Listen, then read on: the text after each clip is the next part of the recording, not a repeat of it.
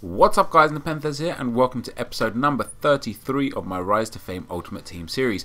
As you can see guys, in the top right hand corner we currently have a record of 37, 7 and 24, but we are in the final of the Gold Cup.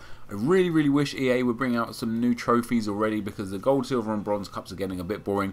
And I came up against this team in the final. He's got an okay team, it's an all French team. He's got Ben Arthur, 87 rated Benzema. He's got a pretty solid midfield. One of the best centre-backs in the world there in Laurent Koscielny. But I wasn't too worried, you know. I've been on form recently, been playing really good football, and you know, I've got a really solid team and a nice over-the-top through ball there to Mario Balotelli, and he whacks it home. He scored so many goals for me now. I'll actually have a look in a few episodes time, probably, well, the amount of footage I've got, probably about 10 or 15 episodes time, at what kind of like stats Balotelli has got for me, because I'm sure it's pretty nice. Score a really nice goal here. Ball comes up to Balotelli, tried to flick it over my head for a volley, but it ends up hitting me on the head and dropping to my feet anyway, and you know, scored a nice finish. And that's one of the key things with Balotelli and actually with Adel Taarabt as well. Adel Taarabt and Mario Balotelli in this game, they're just absolutely solid players, guys.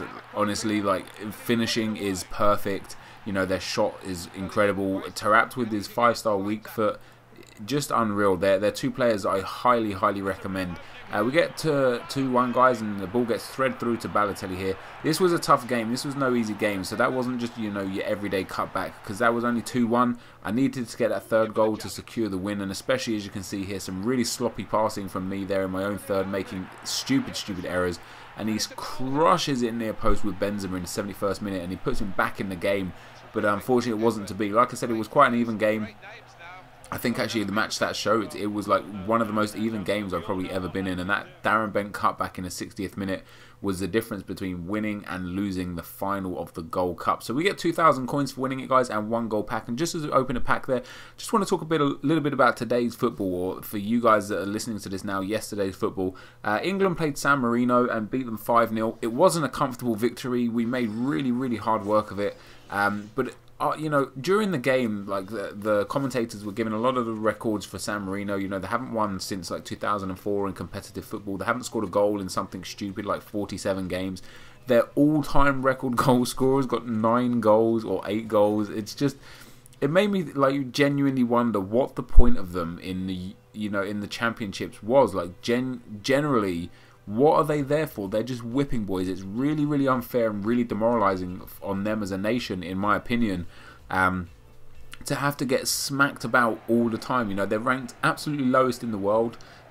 They really didn't do a good job. You know, they got, you know, battered and bruised, and England had crazy possession. 5-0 really wasn't a good enough scoreline for England. You know, these guys get battered like 6, 7, 8, 9-0 consistently, and that's the sort of thing England need to be aiming for as well. Score a really nice goal there with Taarabt, by the way. A lovely passing move up the right hand side before the finish. But after considering about San Marino's efforts in the game, it actually made me reflect on England's efforts in the game. You know, we're ranked 5th in the world. We're supposed to be a major nation, major footballing nation, and we're playing against the whipping boys of the world. They're not only the worst team in Europe, they are the worst team on this planet. There is no one worse than them. There is, you know, even Liverpool would be able to get a win against these guys. That's how bad they are. And it just made me just really struggle to comprehend why England are so bad at putting away these small teams. You know, we always slip up here and there against these teams, and it's just not good enough for an English fan's point of view. You know, that one of the highlights for me was the fact that Oxlade-Chamberlain scored. I thought he had a really good game too. He seemed to play a lot more central this game. I think he did start as a left winger, but just because of the amount of you know, ball we had and the amount of space that was available up front, you know, with Leighton Baines taking that left wing slot a lot of the time, I think Chamberlain dropped in a little bit in deep, and I was really impressed with quite a few of the players. I thought Welbeck had a really good game.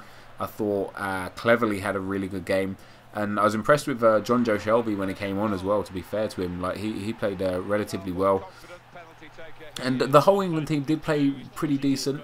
But there was just none of that absolute cutting edge. You know, a penalty to open the scoring. really, really cheap, really, really poor. We should be the sort that he scored a really, really nice goal there with Muriel. We should be, you know, just destroying these small teams. We should be putting 10 or 12 goals past these teams. It should be absolutely no bother.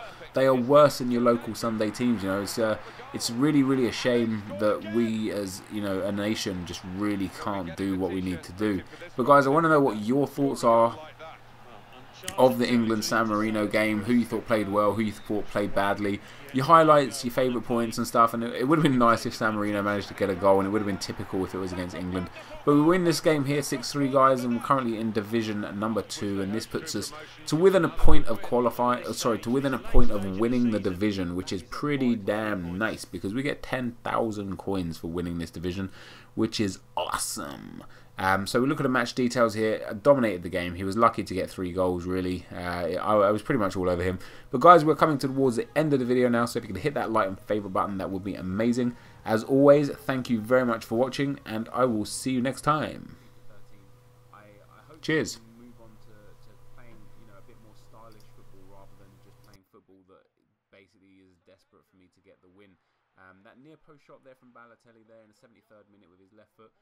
Very, very deadly shot, the near post shot, and especially the driven one. Of course, not the finesse shot. The finesse shot has been toned down hugely anyway. But guys, if you are struggling to score goals, and if you are, you know, finding that you're having quite a few chances but not really scoring many goals, go for that near post driven shot. It's so deadly. It's really, really. I don't know if EA intended it to be like that. You know, it's not really a shot that works too well in real life because keepers